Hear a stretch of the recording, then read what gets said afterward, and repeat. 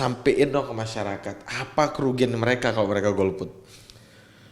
Yang pertama jelas itu akan berpengaruh kepada siapa yang akan memimpin kita.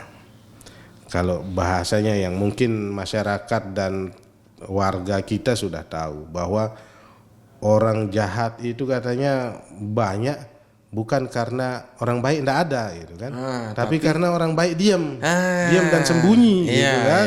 Nah, ini terus tapi di depannya ngeluh. Betul. Nah, saya sering kadang diskusi sama teman-teman mahasiswa maupun siswa-siswa ini berdiskusi tentang politik saat ini. Gitu. Ketika berbicara atau mengeluh tadi, ada yang diprotes segala macam, saya selalu tanya, sebentar dulu, kemarin waktu pemilu Anda memilih tidak gitu kan? Kalau bahasanya dia tidak memilih, maka yo apa hak Anda untuk menggugat gitu kan? Setuju. Karena logika saya bilang sama dia, ini adalah amanah. Saya anggap saya punya barang lah, saya amanahkan ke Anda, mohon dijaga. Ya. Ketika Anda salah merawatnya kan bisa saya protes, bisa. Itu saya punya karena sudah menyampaikan amanahnya ke saya. Tapi kalau saya tidak memberikan itu, terus tiba-tiba nyalain saya gugat Anda kok salah cara merawat atau bagaimana? Yo apa yang saya rawat gitu kan? Benar, logis. Anda tidak memberikan saya apa-apa kok Anda menggunakan untuk merawat ini dengan baik gitu. Logika saya itu yang saya logikakan ke teman-teman, sehingga ya janganlah demo sana sini tapi Anda sendiri tidak memilih gitu kan.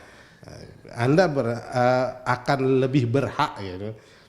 Tetap dia berhak sebagai warga negara untuk meminta pertanggungjawaban pimpinannya gitu, tapi akan lebih berhak orang yang memberikan amanah itu gitu kan. Setuju.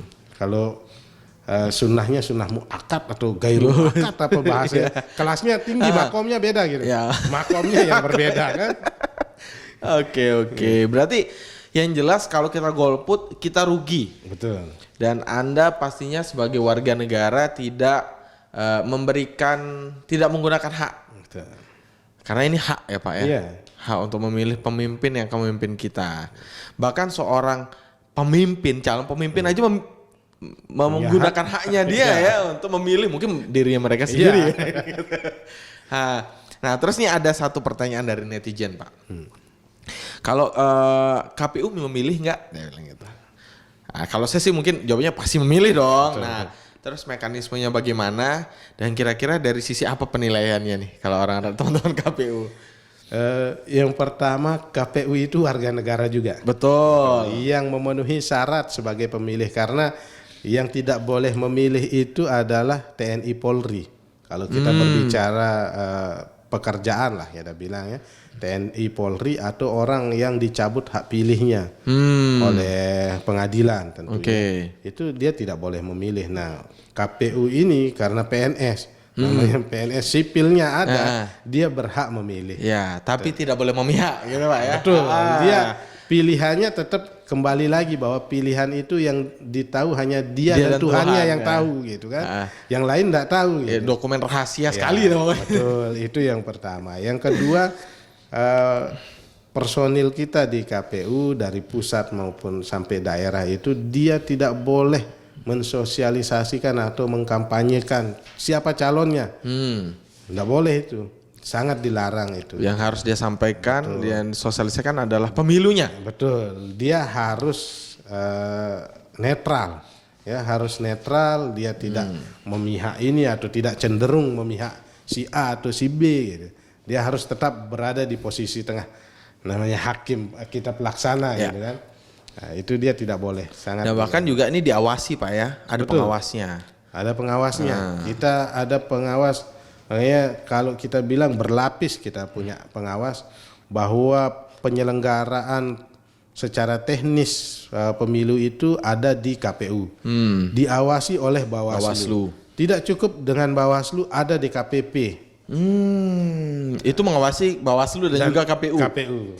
Sehingga kalau macam-macam kita ini ya silahkan diproses melalui yang sudah yang jelas gitu. Kalau ada pelanggaran yang dilakukan oleh teman-teman KPU maupun Bawaslu, tetap ada tindakan lanjutnya Pak ya, atas pelanggaran yang dilakukan. Nah, luar biasa. Ini memang udah kerja berat, tanggung jawabnya berat, diawasinya pun berat ya Pak ya. Nah, saya pengen Bapak sampaikan dong ke masyarakat muda nih, kalangan muda, untuk mengajak mereka untuk ya gunakan hak pilih di 2024. Apa kita mau bilang? Ya kita mau bilangnya. Yang jelas kepada teman-teman lah, teman-teman milenial yang sekarang SMA, yang sekarang masih kuliah, ayo kita melek politik, ayo kita peduli dengan politik saat ini, karena apapun yang kita lakukan sekarang maupun ke depan itu tidak pernah lepas dari kebijakan-kebijakan politik, sehingga suara Anda itu menentukan nasib kita 5 tahun ke depan mau Betul. seperti apa. Paling tidak 5 tahun ke depan. Iya, paling tidak 5 tahun ke depan, apakah sekolah mungkin digratiskan, kuliah digratiskan, ya. Itu kan kebijakan politik semua. Pastinya tidak lepas dari itu Pak. Iya, sehingga mari kita pilih mana yang terbaik, mana yang menurut hati nurani teman-teman milenial itu. Gitu. Luar biasa. Nah, terakhir pertanyaan saya untuk Pak Edi sendiri. Harapan Pak Edi untuk 2024. Tentunya saya pribadi berharap bahwa pemilu 2024 maupun pemilihan nanti pilkada itu berjalan dengan lancar, Amin. dengan sukses, dan tentu bahwa keterlibatan semua pihak itu sangat kita harapkan. Sangat kita nantikan sebenarnya, bahwa semua, karena katanya ini kan pesta demokrasi, pesta rakyat. Kan? Jadi kita harus berpesta. Betul, harus kita berpesta di situ dan harus kita bergembira.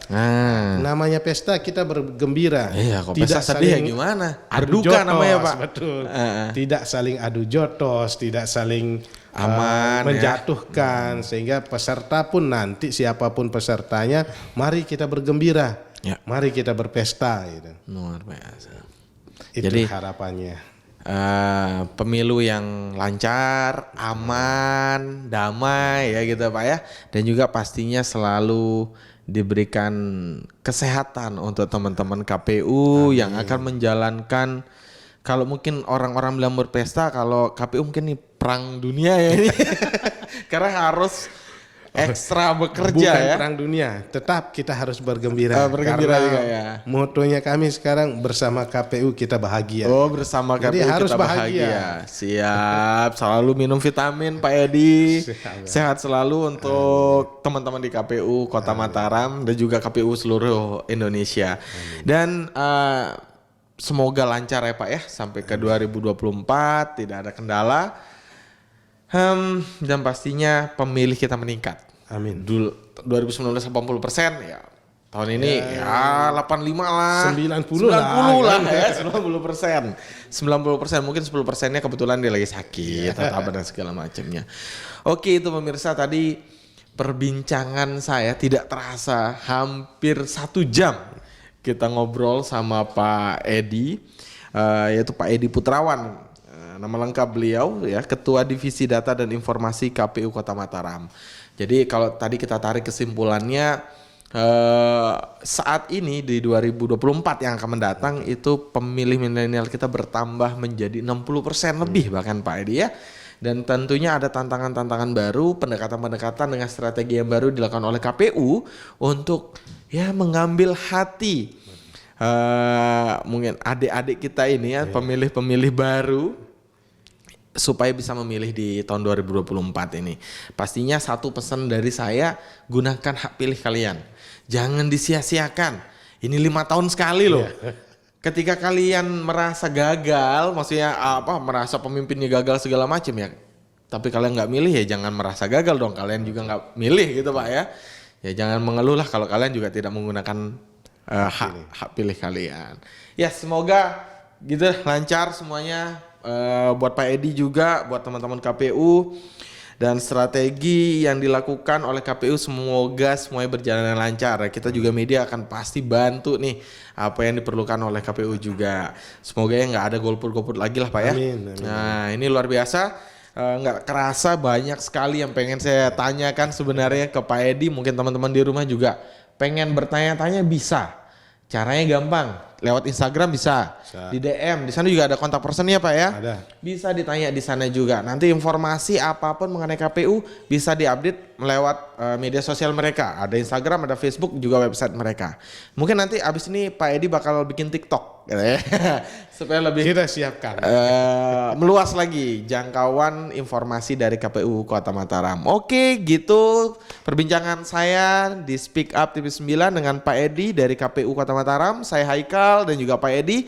Mohon maaf apabila ada kesalahan kata, ucapan yang kami sampaikan selama program acara ini. Oke, kalau gitu sampai jumpa. Jangan lupa selalu saksikan Speak Up di TV 9 Lombok. Saya Haikal dan Pak Edi undur diri. Assalamualaikum warahmatullahi wabarakatuh. Waalaikumsalam.